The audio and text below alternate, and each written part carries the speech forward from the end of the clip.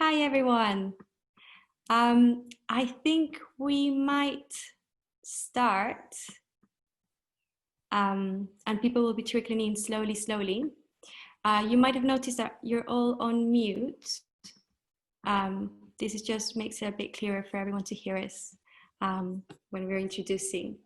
So thank you so much for joining us tonight. I am Pri from Hawkwood, and this is Miriam. Hi everyone, lovely to be with you tonight. Yeah, we've been so looking forward to this for a little while, so we're really excited.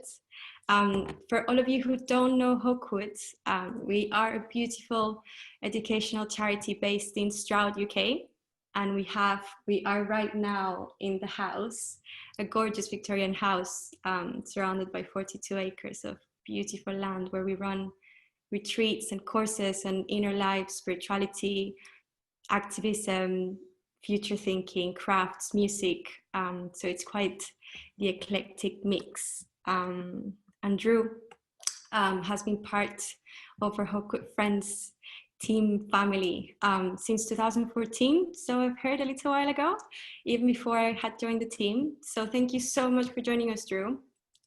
It really means a lot to us to feel your support and your presence in this new Hawkwood adventure, this online journey. And yeah, is there anything you would like to say, Miriam? Yeah, today we were talking about the importance of the poet, and here we are with you, Drew. Thank you for bringing your magic and your words from all over the world into the Hawkwood space today, and the Hawkwood online space. And we're really pleased to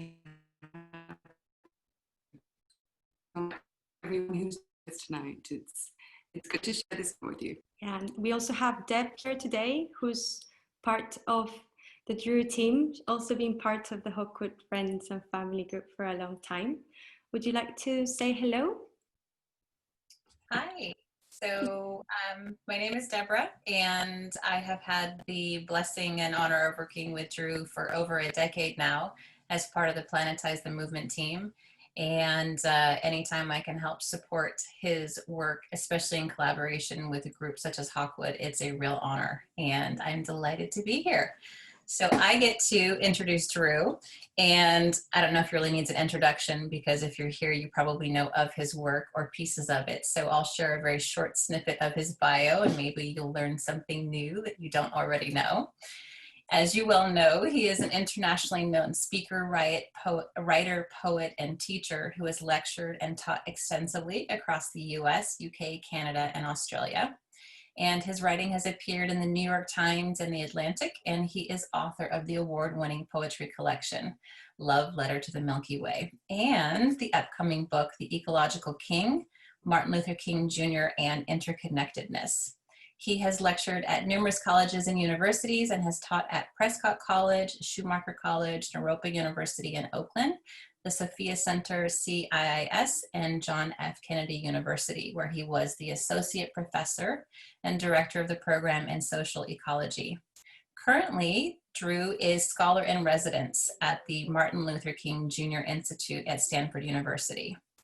And I am delighted to be able to officially introduce Drew and his poetry sharing today. And before we get into that, just a little housekeeping so that we can make sure everybody has the best experience. If you have a question that you would like to ask, feel free to keep that in mind. We are going to be doing some Q&A at the end. And ideally, we'd love to be able to unmute you at that time so that you could speak into your question and dialogue with Drew. So as we get to the Q&A time, if you want to raise your hand or message down in the chat, I'll go ahead and be able to unmute you. If you're in a situation where you would like to ask, but you can't unmute or you're not able to, feel free to type your question into the chat and I will ask it on your behalf. Otherwise, the chat is there to share and engage. And if you need any technical support, feel free to private message myself or Pri and Miriam, and we're here to help make the experience excellent for you.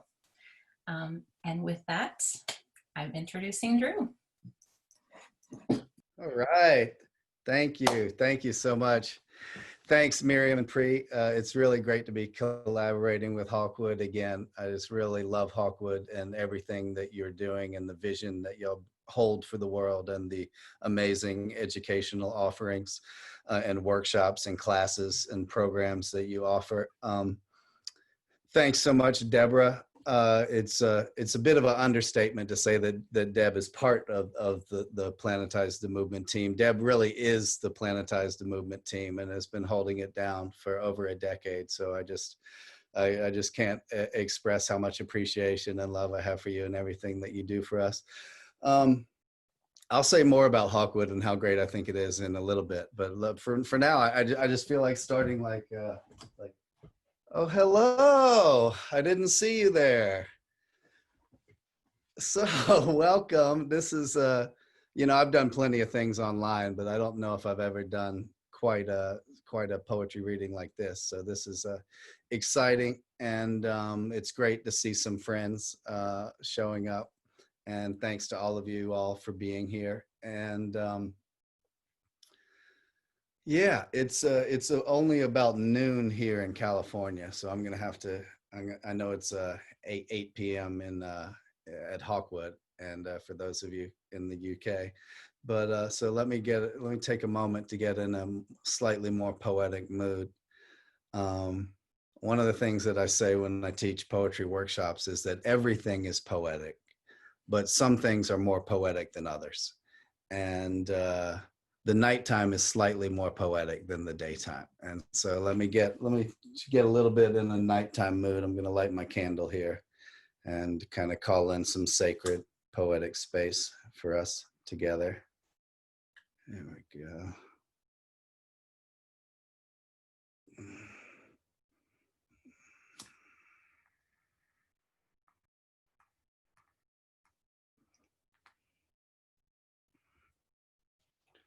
Okay. This first poem is called Planetize the Movement. We are standing on a planet that is shooting through space, and it's time we started acting like it. We are standing on a planet that is shooting through space, and it's time we started acting like it. Imagine nations with freed imaginations. Imagine nations with freed imaginations. It's time for she who sees the way to seize the day, seize the hour, seize the levers of power, and be the change. A new page, a new stage of drama. We need a movement of movements in the age of Obama, because not even a Messiah could cure this empire. We need all of us to face all of the past and move past it. I ain't gonna study war no more, except in history classes. Globalized liberation, planetize the movement. You can't stop the Earth's revolution. The snafu was the half who would settle for half truth. I said the snafu was the half who would settle for half truth. So I'm at it again with a pad and a pen. I'm at it again with a pad and a pen. Some things deserve to dissolve, and the last shall be first, and vice versa. You are floating on a planet. Act accordingly. Cryosphere melting, 10 trillion tears to a vanishing planet. Earth, dream blossom of the cosmos, dream blossom of the cosmos, speaking in species, silent universe speaking in species. Every cell is intelligent. Cultivate bioluminescence. The breath is the bridge. Imagine nations with freed imaginations. We are standing on a planet that is shooting through space, and it's time we started acting like it. Globalized liberation, planetize the movement. You can't stop the Earth's revolution.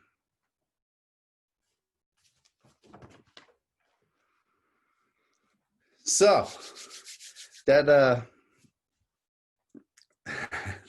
thank you for the sparkles. You know, that line, you can't stop the Earth's revolution, is kind of the name for this poetry reading, Earth's revolution. And we are in a time when, well, it's hard to even know what to say without sound. You've heard all the cliches before. We're in a time of crisis. We're at a planetary crossroads. We're in a moment of mass extinction. We're in a moment where we're challenged to transcend the oppression and the exploitation and the domination and the injustices of the global and social and political and economic systems that we have. So it's an intense time. And then you take all of that and add this COVID crisis. And in the US, we've had in recent weeks kind of a resurgence of the movement for Black Lives that kind of came in the wake of the murder of George Floyd, and that was building on some other recent incidences like the shooting of Breonna Taylor and the shooting of Ahmaud Arbery, and so we're having this kind of uprising, you could say. Some people are calling it the reckoning in terms of racial justice in the United States, and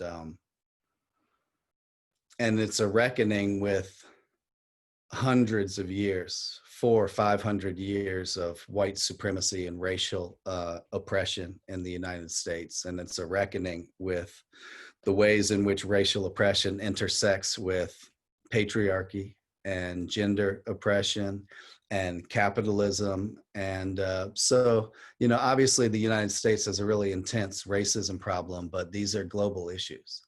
And you can read many scholars and philosophers of race and racism who will talk about how there's a global racist order. So I don't care if you're calling in from the UK, if you're calling in from Canada, no matter where you are, white supremacy, systemic racism is a global phenomenon. And it's something that we're all called to reckon with. And so it's a powerful time, and it's an important time. And it's a time when we are called yet again to build movements. And so I don't know if you can see my t-shirt here, but it says Planetize the Movement. And that's kind of the name of the organization that the project that Deborah and I have been engaged in. And it's really just a call. It's a call of support and a call of solidarity, and for the movements and the leadership and the organizations that are building global movements for peace and for social justice and for the planetary ecology.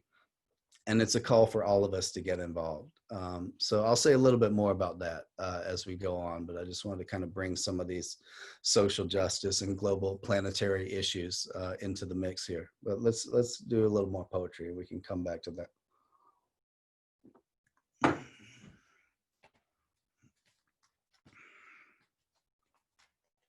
Here's a poem that kind of ties in with that Planetize the Movement theme.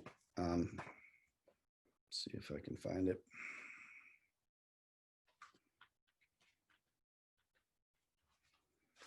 So, pardon me.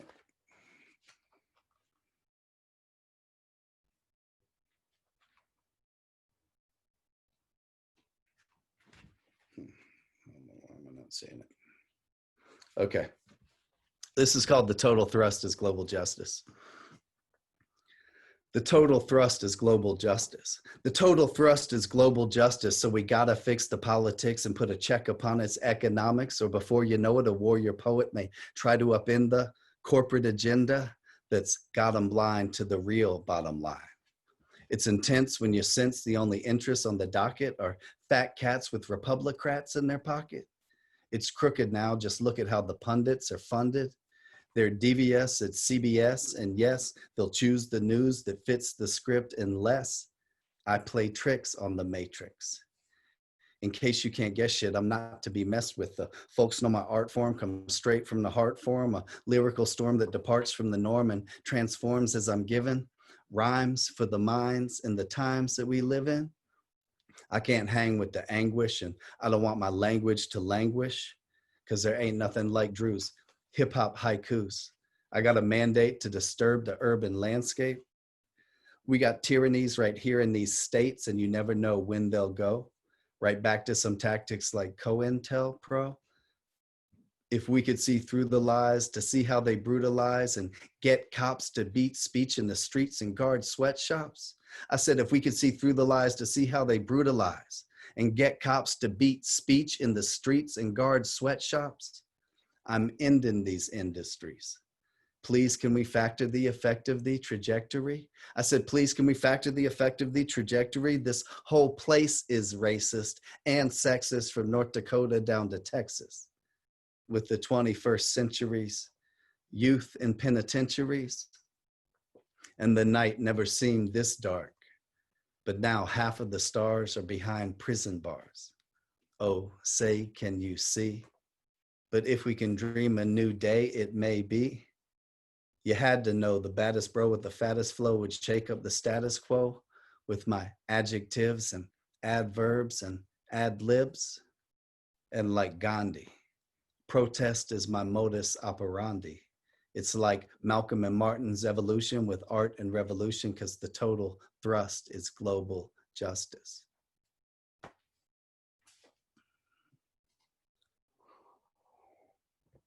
Thank you for the sparkles. Let me get on gallery view so I can see more people. Hey y'all.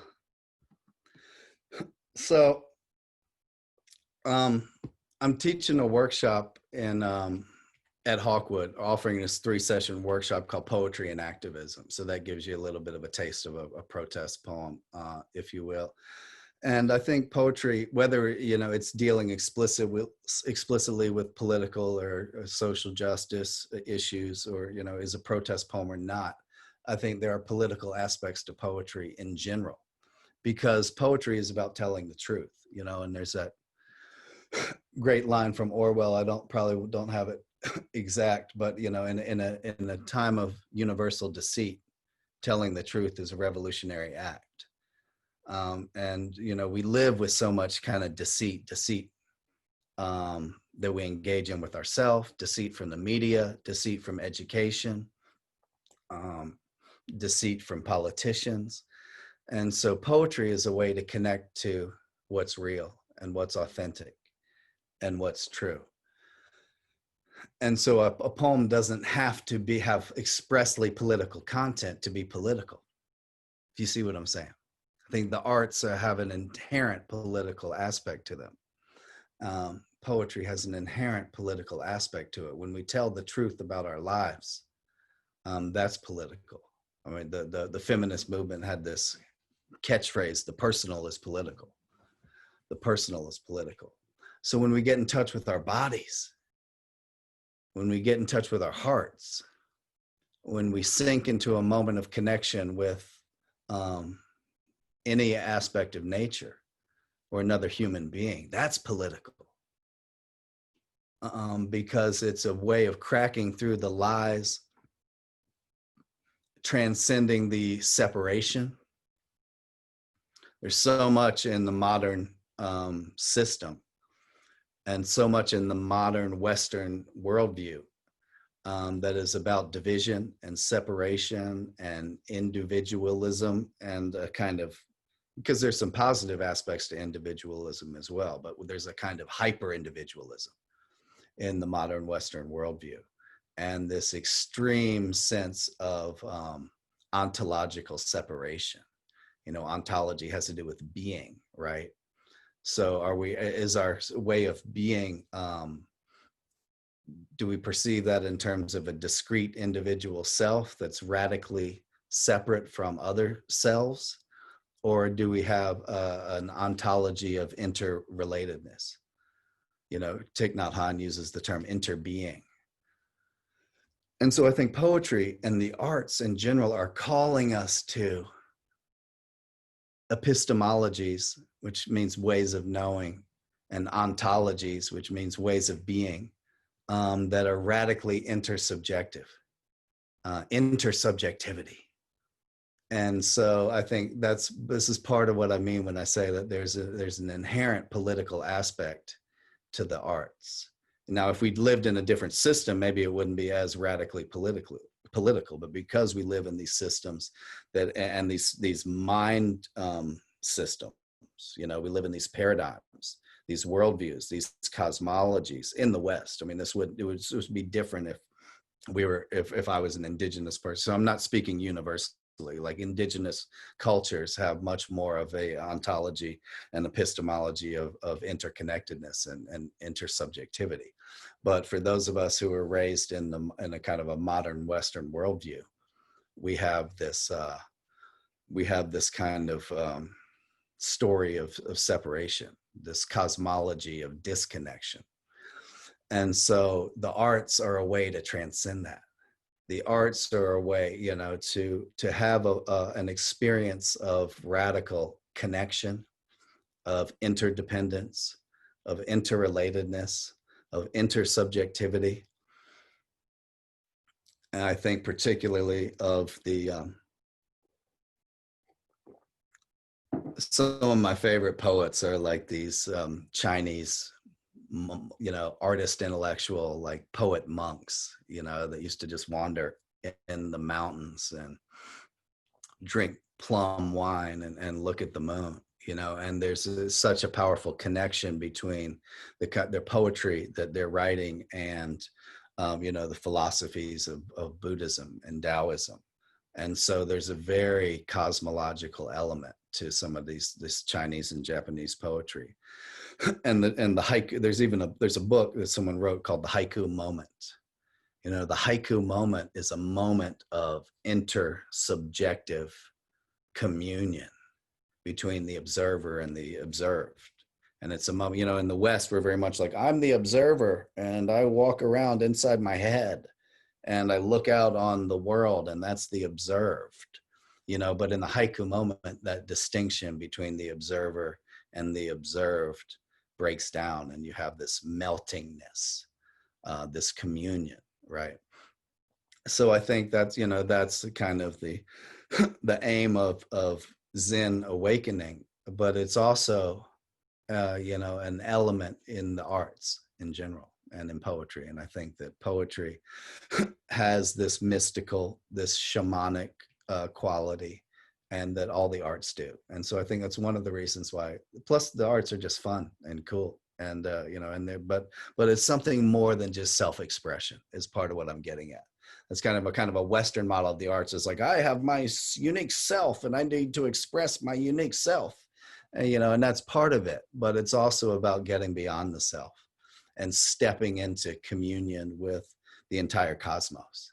And so that's why there's a real cosmological element to the arts, excuse me, and to poetry. So let's do a cosmological poem, huh?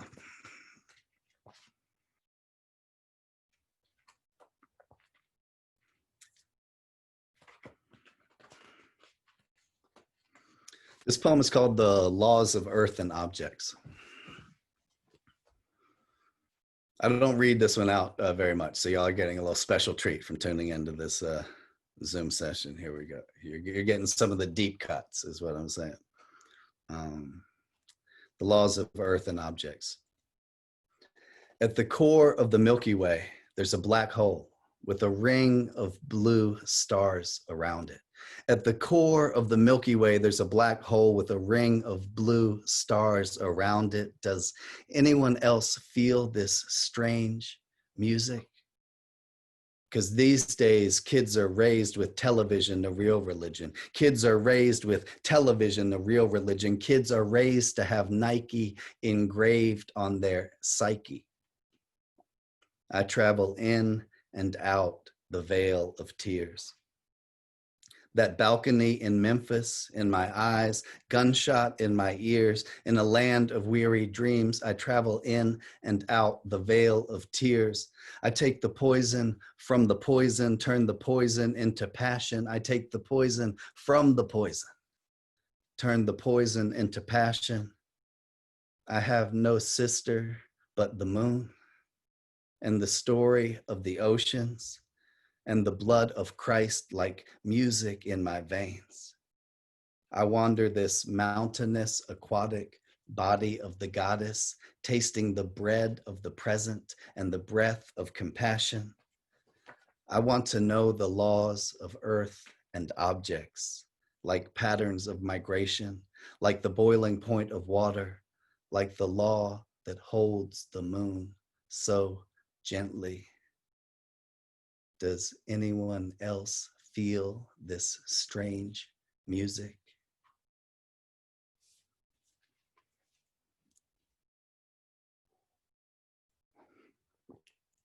Thank you. Thank you. All right. Let's do another poem.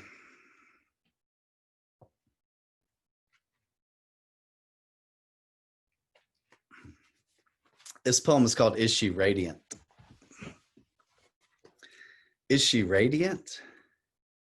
She's the sun's little sister. Her skin smoother than the lily in Georgia O'Keeffe's mind. Her lips curve around a word like justice. Damn. If I knew her better, I would tell her, you are goddess of the night sky, cloaked in humility, sweet as the knowledge of death. You are beautiful, sacred involution, the divine folded into your thought, breath, emotions. For one instant to be one with her becoming, to be close to her unfolding, to be near her blossoming, for one instant to be one with her becoming. With seeds in her pocket, she travels through the city, the cycles of the moon in her womb, thoughts of freedom on her tongue. With seeds in her pocket, she travels through the city, her hair dark as the crow, black night. Is she radiant? She's the sun's little sister. Her skin smoother than shadows and sweet like desire.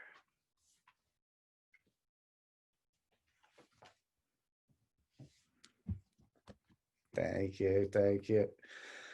All right, let's check our time. All right, we're about halfway through.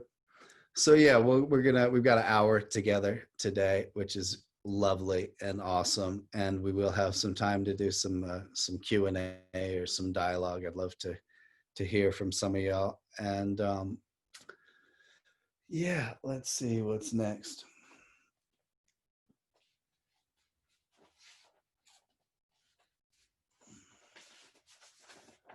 Okay, this is one that's going to go out, dedicate this to my UK folks.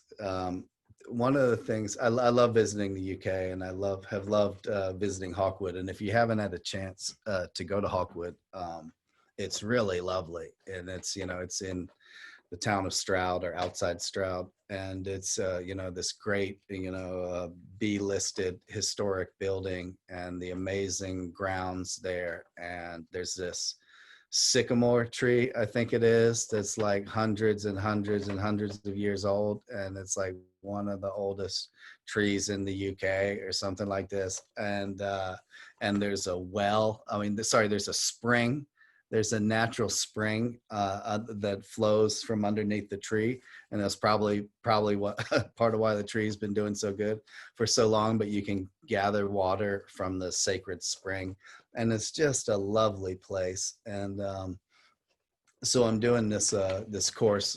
So I was really looking forward to coming back to Stroud and to Hawkwood and doing this workshop, but with the COVID crisis, we're going to be doing it online. And so I'll tell you a little bit more about that, but just to put in a little plug for Hawkwood. And but in my travels in the UK in the last 7 or 8 years or so, one of the things that I'm really interested in are these, the stone circles. I love this kind of Neolithic history and the megalithic sites. And so it's been great to visit Stonehenge, of course, and Avebury. And I've also spent a lot of time in Scotland, and I really love Scotland. And I've seen a lot of megaliths there. So it's just an amazing kind of bit of history. They talk about, 5,000 years ago, and what they call the Stone Circle Revolution, and the way that the people of the time, just built stone circles and standing stones and stone rows and passage tombs and these just amazing kind of ritual sites and mortuary sites and we don't and ceremonial complexes, and we don't even really know exactly what we were doing. This has kind of been one of my latest obsessions for the last 5 or 6 years, is reading about some of this Neolithic history, and it's not very well understood, like exactly what they were doing and exactly what their cosmology and their beliefs were. But almost all of these sites are oriented to the cosmos. They're very cosmological. They're set up on these alignments with the solstices and the equinoxes, and even the 18.6 year cycles of the moon, known as the major lunar standstill.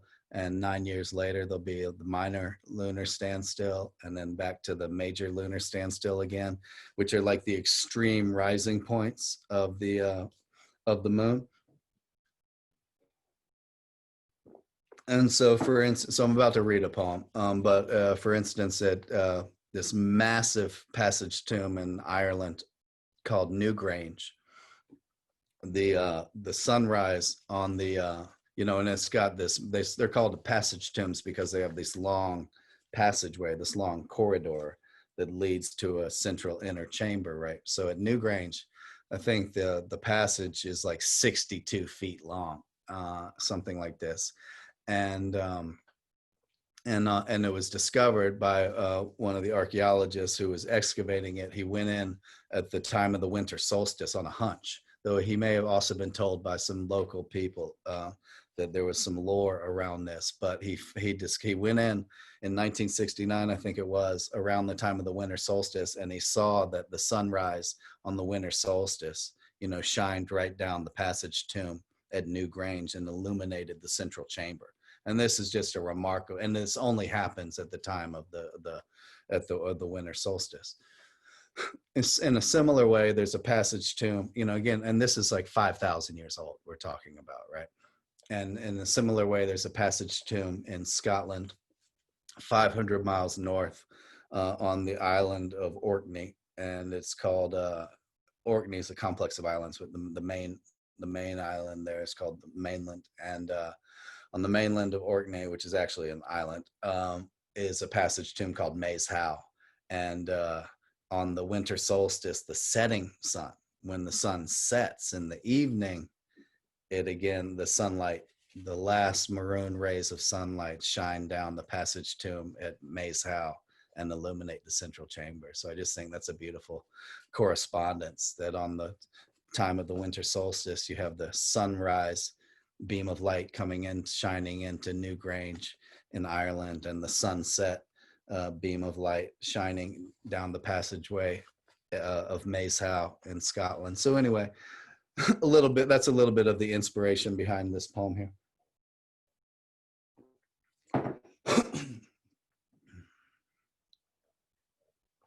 This poem is called Midwinter.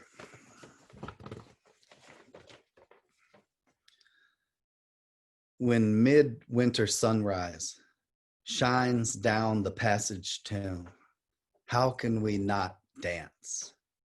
How can we not live again?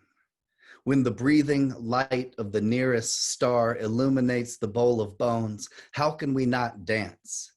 Sing our dead across the river of souls. Come into the consciousness of clouds. Come into the consciousness of megalithic structures, the frequency of the flickering flame, the blushing sky, the naked night, the psychedelic stars.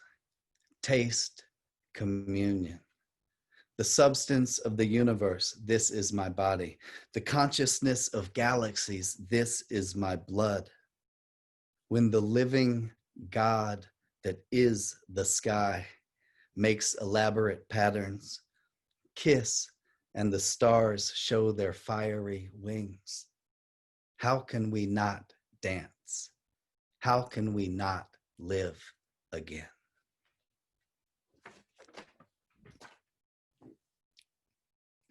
Thank you. Thank you. Appreciate the sparkles. Appreciate the sparkles. That means a lot. And oh, and now I'm seeing some clapping emojis. This is great. Oh, this is great. Here's my buddy Wendy Robertson Fife. Good to see you. All right. Okay.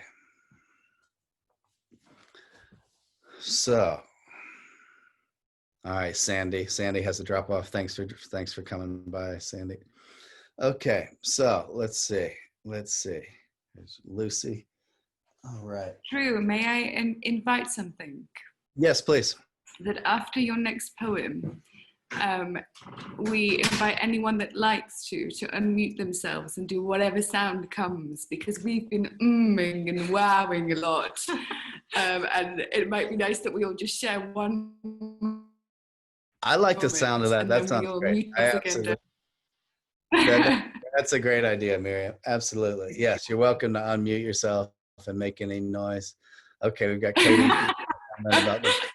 Yeah, as a poet, I definitely like that. I'm not gonna lie. Great. I think that's part of. I think that's important in terms of there's an energetic feedback loop that's created between a performer and the audience, between a speaker and the audience, and that's one of the great geniuses, I would say, of like African American tradition, is that they create this kind of call and response energetic feedback loop. And I'm always making a fool of myself when I see somebody on stage and they finish, and I'm always like, woo, doing this kind of thing, because I know how challenging it can be. I'm actually a fairly shy person. I have like a shy and introverted side. So sometimes people that see me speak in public or perform don't believe that I actually have a shyness. So I know how hard it can be to get up on stage. And so I'm always trying to give extra love and a boost. Even if I didn't really like what they did even that much, I'll still like give love because it's just hard it's just hard to get on stage and be vulnerable and share yourself. So I think it's good to give people love and support.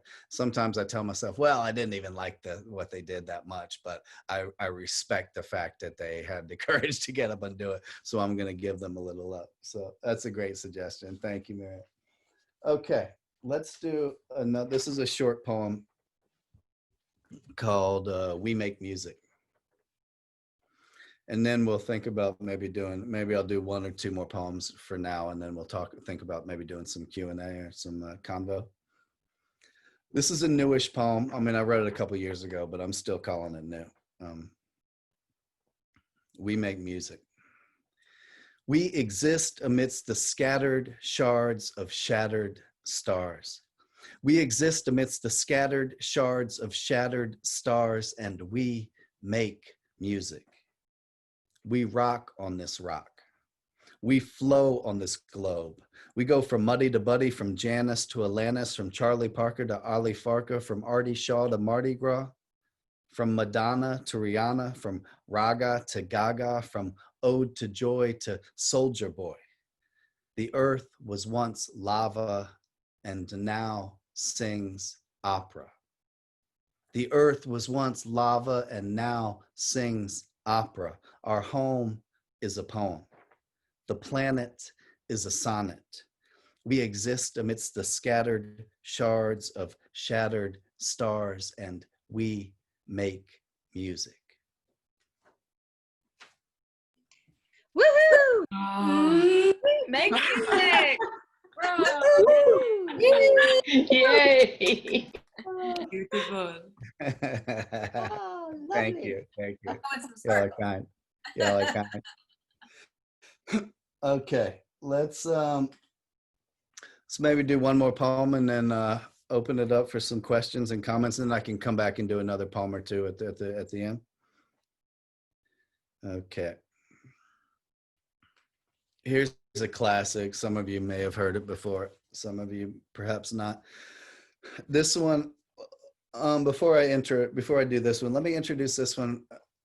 There's a lot of poems that make me think of my teacher, Thomas Berry, and this one that I'm about to read in particular. But Thomas Berry, for those of you who don't know, was a very influential environmental writer, ecological thinker, cosmological thinker. He was a historian of world religions and a historian of cultural historian. and he lived from 1914 until 2009. So he died at 94 years old. And I was very blessed and fortunate to be able to study with Thomas Berry and become close friends with him for the last 20 years of his life. And the great, the great insight that Thomas Berry really conveyed to me and to so many people who were big fans of his around the world was about cosmology and about the power of story and the importance of worldview and the connections between cosmology, story, worldview, and the ecological crisis. That was Berry's big focus in his later years, his later decades, I should say, was the ecological crisis. I mean, he was one of the early voices talking about the mass extinction crisis, talking about how, the biologists and geologists divide up the ages of the earth into different eras, and so they call the last 65 million years the Cenozoic era. You have the Paleozoic, which means the old life period. You have the Mesozoic, which means the middle life period, and then you have the Cenozoic, which means the new life period. I see my friend Ava there, so glad to see you, Ava. And so the new life period is like all, Barry would sometimes call it the lyric period of Earth history, because just so much creativity of the planet, so many species come into being. And this was another one of kind of part of Barry's worldview, is that he would talk about how all of the species on the earth were created by the earth. I mean, obviously, but it's like he had a really poetic way of thinking about this, that the cosmos brings forth creativity. So that we sitting here today on the Zoom call are the imagination and the expression of the galaxies. And so the galaxies don't just create stars, like the Milky Way galaxy, for instance. The galaxies don't just create stars. The galaxies write poetry. The galaxies fly in the form of birds. The Milky Way galaxy swims in the form of fish and dolphins and whales. The galaxy falls in love when human beings fall in love. The galaxy nurtures when humans and animals nurture. You see what I'm saying? Like every expression is a mode of the galaxy. We are galactic creativity. And the same can be said for the earth. I like thinking about the galaxy, but the same thing is for the earth. The earth sings, the earth prays, the earth mourns, the earth cries, the earth falls in love. The earth, sets up all night dance parties, and goes until dawn, because that's what humans do, and humans are part of the earth. And the earth, howls at the moon when wolves do that. So every expression of the earth, every expression of human beings, every expression of any plant, animal, fungi, insect is an expression of the earth, is an expression of the galaxy. We are a galactic unfolding. We are manifestations of galactic and terrestrial creativity.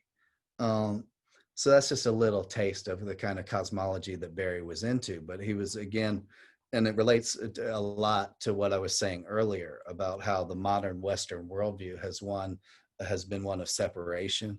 The modern Western worldview has been that we walk around on top of the earth, that we're separate from the earth, that the earth is dead, that the earth is not alive, that it's not intelligent. That's so different, of course, from an indigenous understanding. That's so different from an Eastern Asian understanding, that would be in like Chinese philosophy, where you have Taoism and you have Confucianism and you have Buddhism, that are much more integral and much more organic and much more of a sense of the interrelatedness of the cosmos, the earth, and the human at all levels. but the modern Western worldview or cosmology has become kind of globally dominant through like modern capitalism and corporatism. And so we're in a debate, and we're in a struggle of worldviews. And it's really important because the modern Western worldview is killing the planet. And we can't, we're either going to have, either the modern worldview is going to survive or the planet's going to survive, but not both. The biosphere is being decimated by this exploitive, insatiable, rapacious worldview that says we're separate from nature, we can exploit nature, we can destroy nature, and we all know that that's just a fallacy.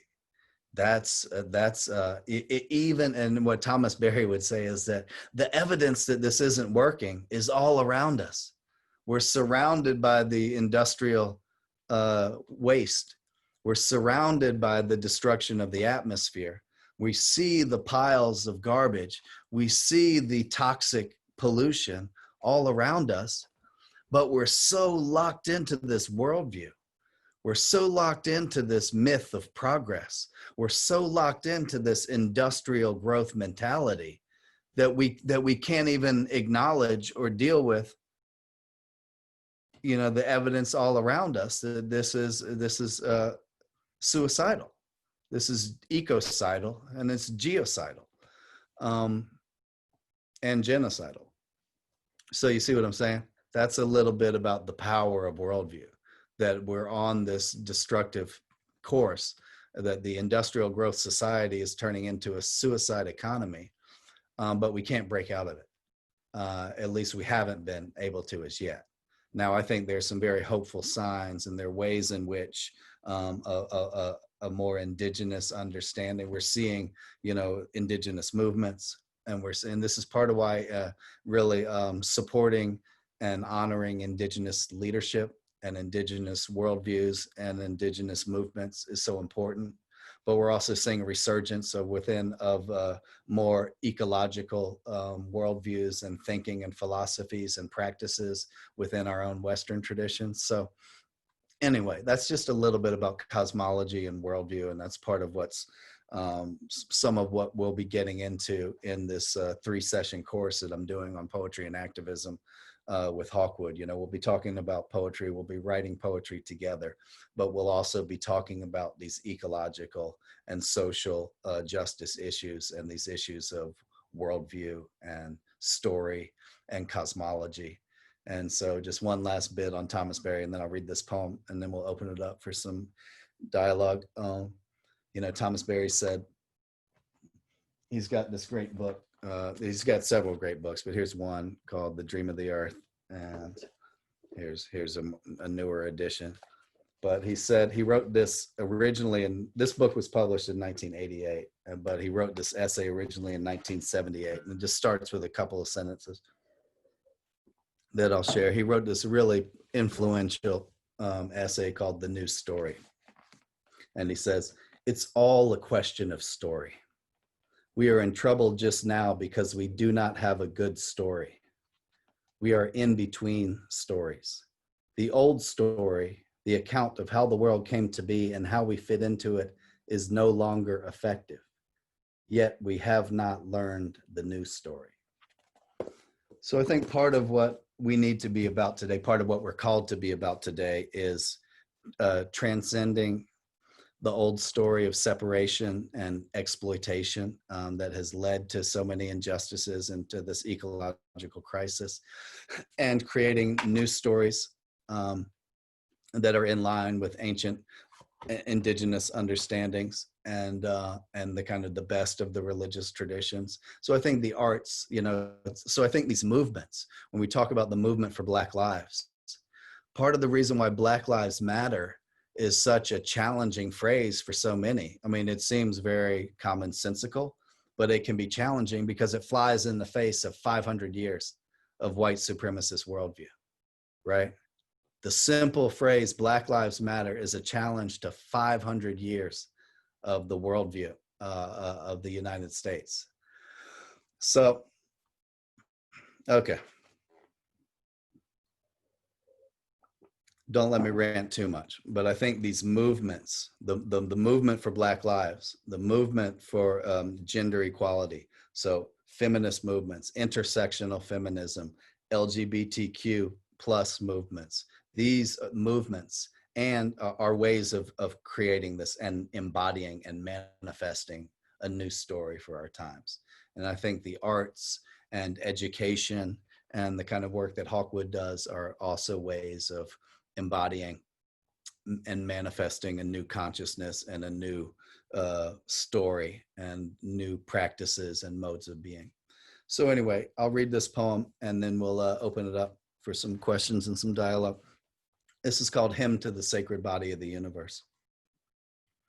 Let's meet at the confluence where you flow into me and one breath swirls between our lungs. Let's meet at the confluence where you flow into me and one breath swirls between our lungs. For one instant to dwell in the presence of the galaxies, for one instant to live in the truth of the heart. The poet says this entire traveling cosmos is the secret one, slowly growing a body. Two eagles are mating. Two eagles are mating, clasping each other's claws and turning cartwheels in the sky. Grasses are blooming, grandfathers dying, consciousness blinking on and off. All of this is happening at once. All of this vibrating into existence out of nothingness, every particle foaming into existence, transcribing the ineffable. Every particle foaming into existence, transcribing the ineffable, arising and passing away, arising and passing away, 23 trillion times per second. When Buddha saw that, he smiled. 16 million tons of rain are falling every second on the planet, an ocean perpetually falling, and every drop is your body. Every motion, every feather, every thought is your body. Time is your body. And the infinite, curled inside like invisible rainbows folded into light. Every word of every tongue is love, telling a story to her own ears. Let our lives be incense, burning like a hymn to the sacred body of the universe. My religion is rain. My religion is stone. My religion reveals itself to me in sweaty epiphanies. Every leaf, every river, every animal, your body. Every creature trapped in the gears of corporate nightmares, every species made extinct was once your body. 10 million people are dreaming. 10 million people are dreaming that they're flying. Junipers and violets are blooming, stars exploding and being born. God is having deja vu. I am one elaborate crush. We cry petals as the void is singing.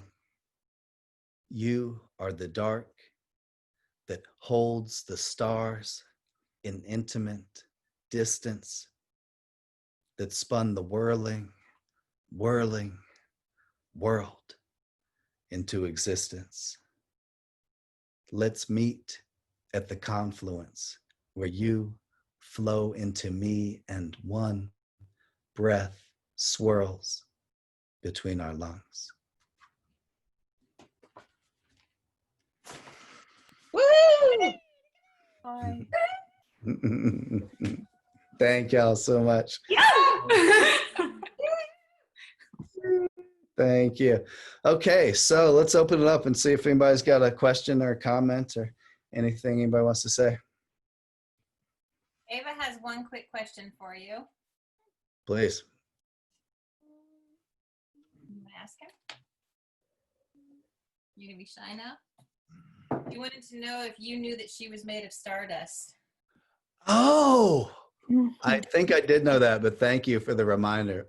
That's really cute. Absolutely. Absolutely. Good job, Uncle Drew. So if we have questions from anybody who's listening today, feel free to either raise your hand. Victoria has a question. If you want to go ahead and unmute yourself, Victoria. I would love to just say a few words of gratitude towards Oh, Victoria. yes, of course, love, of course. Victoria here is our festival producer of Seed Festival, and she's a big part of our relationship with Drew, and it's so beautiful to have you here with us. Thank you. Sorry. Yes, Victoria hosted me at the Seed Festival and got me involved in the Seed Festival last year, about a year ago this time. So I have great, tremendous appreciation for Victoria. Please go ahead. Oh, thank you. So I think you've got something for me, like just because who you are and what you do. And like for years I was like a woo-woo magical creature artist, you know, merging with nature, all that sort of stuff. But to take my serious activism seriously, I had to put a lot of my magical creature in the cupboard. All the woo-woo had to go because people didn't think that was, you know, to be a serious green. And so I feel like we're at this turning point where, one, I'm very frustrated about that, but two, I think we need all of ourselves, all of our being and all of its essence to pull off the miracle that humanity's got right now. And so, yeah, any words of advice to bring that together? Well, I love what you said, and I think it's very interesting perspective and well said. Yeah, I do think this is part of why I think the arts. There's so much that could be said, but it's part of why I do think that spirituality is important in activism. I do think that the arts are important in activism. You know, it's activism. If activism is too grim, then it's not attractive. It's not magnetizing. We have to, you know, and there's this phrase called prefigurative politics, right? Have you heard of prefigurative politics? Prefigurative politics means that we have to embody the world that we, you know, it's kind of like be the change you want to see in the world. I mean, it's related to that concept, but it's part of the idea is that if we want to end up with, we have to prefigure in our politics right now the kind of world that we want to create, right? So if we want to create a world of justice and peace, and it also has to do with, you know, like what Martin Luther King and Gandhi would say is that the means are not separate from the ends. You can't, you know, bludgeon your way to peace, right? You can't, you know, A.J. Muste said, there is no way to peace. Peace is the way. So you can't like fight a war to end all war. You know, you can't like fight a war for peace. You can't like be rude and aggressive to create a better world. We have to prefigure. I mean, I think I do believe in a diversity of tactics, and I do think there's times where even, you know, self-defense is justified, and sometimes there's times when even a call to arms is justified in certain extreme situations. But in general, you have to be embodying the type of world you want to create. And if that's a world of joy and freedom and expression and juiciness and love, you know, we need to be prefigured. This is why, you know, when we shut down the World Trade Organization meetings in Seattle in 1999, we called it a festival of resistance. We didn't say we're going to be all dressed in gray and we're going to be dour and we're going to stop the World Trade Organization meeting. We stopped the World Trade Organization meeting, but there was music in the streets. There was clowns in the streets. There was people riding unicycles. There was people dressed as superheroes. There was a whole global march led by students from the Global South where they had drum. You see what I'm saying? So a festival of resistance is what some of these things are called. So I think, oh yeah, you know, and we need to bring our cosmology. We need to bring our poetry. We need to bring our spirituality. We need to bring our silliness and our intimacy and our vulnerability to these movements. So we have to prefigure the world that we want to create in the way that we're working to create that world. Okay. So we're at one. We're at one. I'm happy to go another 6 minutes if folks, well, if that's okay with the folks at Hawkwood. But whatever y'all want to do. Yes, please, Drew. Okay. Yeah. So let's say we'll go another 5-10 minutes, and so if people want to, we want to take a couple more questions, and then I can close with a poem.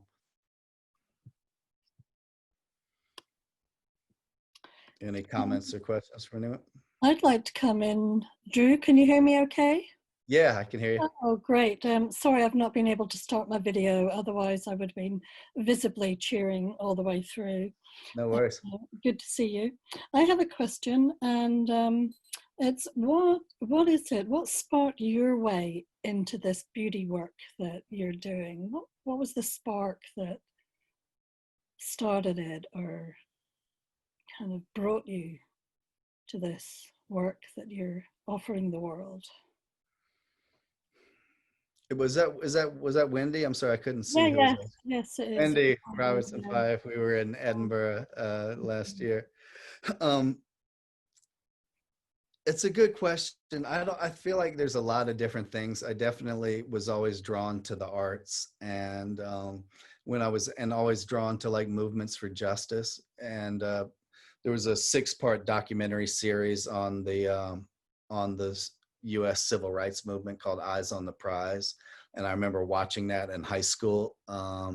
It came out on PBS. And so my family would gather in the dark each Monday night for 6 weeks in a row and watch these hour-long documentary series on the civil rights movement. And to see these young people, I mean, the racism situation is so intense in the U.S. that like we don't call it apartheid, but we had apartheid, like and not long ago for those of us in the U.S. I mean, but the school that I went to, that I started as a kindergartner in 1975, that school wasn't racially integrated until 1966. I mean, and I lived in a fairly progressive town, quote unquote, so we're talking about an experience where we had literally basically apartheid and lynchings and this Jim Crow segregation system built on top of centuries of enslavement.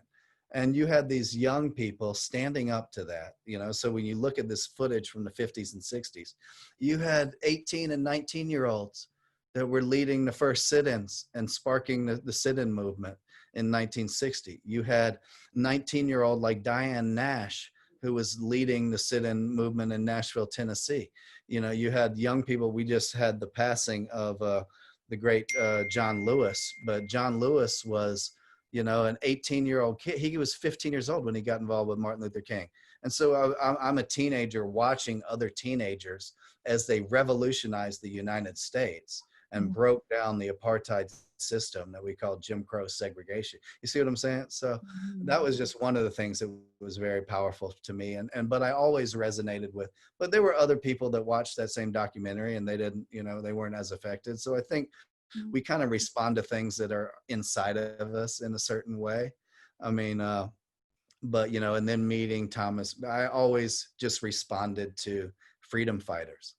And I responded to the music of the 1960s that was so political, and even the music that wasn't expressly political had political content in terms of freedom of thinking and psychedelic expression. You see what I'm saying? So I think so I could go through a whole litany, but being influenced by the civil rights movement, meeting Thomas Berry and getting his whole kind of ecological, cosmological download, those would be some of the big moments. But again, like I say, I think we respond. Other people, have had similar experiences and, went off and did different things. So I think we respond to things that are already inside of us in some way. But definitely those moments of connection and learning and influence are major. Thanks for that, Wendy. Beautiful. Thank you. And do we have maybe one last question or comment, and then I'll close with a poem, or maybe one or two more. We can go another 6 minutes. I'm just seeing a lot of love in the chat. Faces are aching from smiling and hearts are bursting, and everybody's excited for what you're sharing here. So deep, deep gratitude for Hawkwood for hosting this and bringing you in today, Drew. Fantastic. Well, thank y'all so much. I appreciate that love and that feedback for sure. Let's talk a little bit about the course just for a minute, and then I'll close with a poem. So the course is called Poetry and Activism. Originally, I was going to be at Hawkwood, and we were going to all be together. But with the COVID situation, we're doing it online now. And so it's a 3-session course.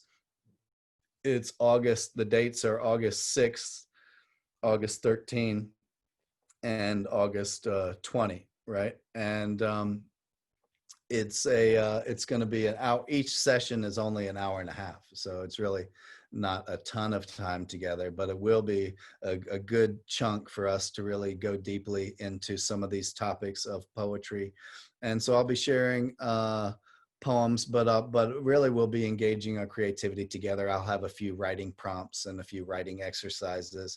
And so we'll be able to get our pens and our minds moving. And so we'll each get to delve into, because I find that's something that most people really want to do. I mean, some of us are shy and some of us don't feel like, oh, I don't know what to say. But, you know, a lot of us want to engage our creativity. And that's where a lot of the juice is. So we'll definitely be able to do some of that. It will be a gentle introduction to that. There's no experience needed. No one will be forced to share what they write, though there will be opportunities for some folks to share. Yeah, so we'll do some writing exercises and we'll do some writing together. I'll be sharing some poems, but I'll be also be just kind of talking about poetry and writing and creativity. And, you know, I feel Ernest Hemingway said that writing is when it comes to writing, we are all apprentices and none of us is a master. And so I feel very much like I'm still an apprentice with my writing. But if there's anything in terms of encouragement and experience that I can share, I'll be very glad to do that. So I'll be sharing some thoughts on poetry and writing and the arts in general, and maybe even talking about reading a little bit. And performance and a tiny bit, but we'll also have a chance to go into in a more deep way some of the things that I mentioned today in terms of social justice, in terms of worldview and cosmology and the power of story, and in terms of supporting these movements, supporting indigenous movements, supporting movements for Black lives, supporting climate and climate justice movements. So we'll be able to talk a little bit about the political and social issues of our time. So it'll be kind of an eclectic mix of poetry, activism, writing workshop, that sort of thing, cosmology, and some eco-philosophy sprinkled in. So I'm really looking forward to it. Like I say, it's just an hour and a half session, I believe, on these 3 evenings. So anybody at Hawkwood want to say anything about that? I think, and there's links in the chat to where you can register for the course. I don't know if people have to register for all 3 sessions or if they can register for less than all 3. Do y'all know the answer to that? I think initially we had planned it as a whole pack, but we can discuss it differently. Sounds good. Anything's fine with me. But anyway, I'd love for you to help me share. This plug has gotten a little longer than I intended, but I would very much welcome you folks joining us for the 3-session workshop in August, or spreading the word with your networks and your friends. So anyway, thank you all so much. I'll close with one last poem, or maybe 2 quick ones. And it's been such a unique honor and privilege to be together with all of you today by Zoom. And really thank you all for tuning in. Anybody want to say anything, Deb or Miriam or Pri, anything to say before I close with a poem? Geraldine had her hand up, so I didn't know if she had a specific question or a need. I did have a question for you, Drew. Sure. It's been amazing. I've loved this. And I heard you when you were reciting one of your poems with music. And I was going to ask you, do you love to recite with music? And does it lift it? I mean, I loved it. Yes, I do. I do like to recite with music, and I have done some. I have done some. Pardon me. For instance, about a year ago, I think after I was at Hawkwood, I did a gig in Dublin with my friend Lydia Hartunian, who's a great violinist. And so yeah, I do like to recite with music. Sometimes it's better if the music is a little more ambient, because like I kind of switch tempos in my poetry. I kind of slow up and speed down. And so if there's like a real consistent or heavy drum beat, it throws me off a little bit. But if there's something ambient, or like a drone, or like someone like Lydia on the violin who can kind of just weave in with me, then yeah, it can be really powerful with the music, and I really enjoy doing that. Fantastic. I'm looking Thanks, forward to the Kathy. course. I'm signed up already. Oh, fantastic. Oh, so great. Well, I look forward to that. Okay, well, let me bring us to a close with just two last poems. One is really super short. This is just a short poem called the Heart and the World. The Heart and the World. The heart is a begging bowl. The world is a luminous coyote. The heart, a mad genius. The world, a standing wave. The world is a goddess of energy. The heart is a monolith on the moon. The heart is aquatic. The world is promiscuous. The heart is a problematic documentarian. The world is a God-drunk flood of physics. The world is an echo. The heart, a child soldier. The heart is a burning bush. And just one more short one to close us out. This one is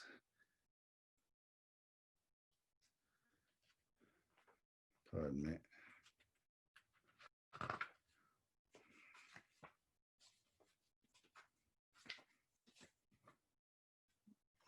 One second.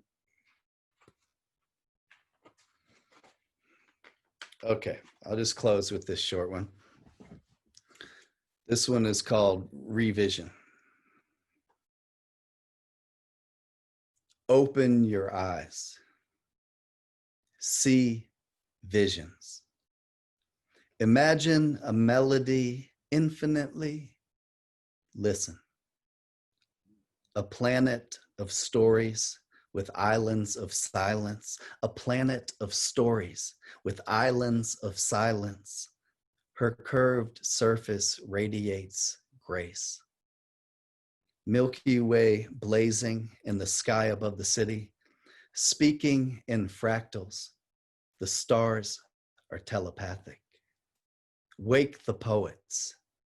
Wake the dreamers. Cultivate the tendrils in the vineyard of your heart.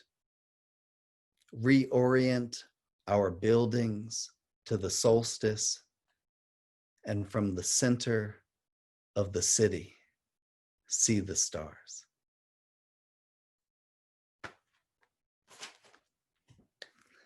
Thank y'all so much. It's been really great to be with all of you. Thank you. It's been just absolutely wonderful, all of you. Yeah, beautiful. Thank you. Thanks Fabulous. so much to Pri and Miriam, and thanks to Hawkwood for hosting me. Thanks so much to Deborah for everything you do and all your help. Fantastic. All right. Well, stay connected. You can always reach me through my website, drewdellinger.org.